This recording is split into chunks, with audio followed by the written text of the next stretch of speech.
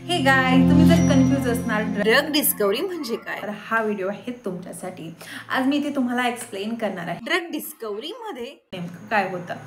Drug delivery system हे perform केले जाते to detect a newly drug, म्हणजेच असा ड्रग जो आतापर्यंत मार्केटमध्ये नाही आहे त्याच्या डिस्कवरीसाठी हे ड्रग डिलिव्हरी सिस्टीम कंडक्ट करतात।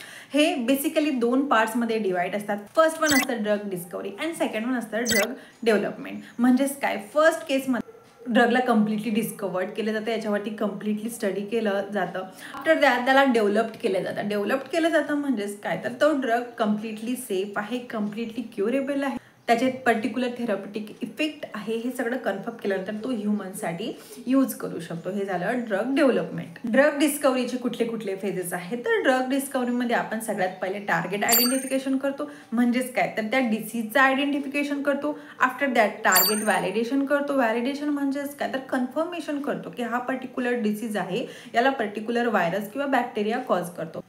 आफ्टर दॅट थर्ड स्टेज असतं लीड आयडेंटिफिकेशन। लीड आयडेंटिफिकेशन म्हणजेच काय, डिसीजबद्दल आपल्याला इन्फॉर्मेशन झाले, त्या डिसीजला ट्रीटमेंट करण्यासाठी आपण त्या ड्रगचा म्हणजेच त्या केमिकलचा डिटेक्शन करतो, त्याचा केमिकलचा स्टडी करतो for the treatment of this disease. Okay, ही झाली lead identification. After that fourth stage असते लीड ऑप्टिमायझेशन। म्हणजेच काय, तर व्हेरियस कंपाऊंडमधनं एक कंपाऊंड सिलेक्ट केला जातो जो पर्टिक्युलर डिसीजच्या ट्रीटमेंटसाठी आपण यूज करणार आहोत। ही झाली first stage, that is drug discovery. Drug development म्हणजे काय, तर हा जो पर्टिक्युलर आपण सिलेक्ट केलेला ड्रग आहे तो कशा प्रकारे सेफर असणार टू ह्युमन्स, याच्यावरती वेगवेगळे ट्रायल्स केले जातात।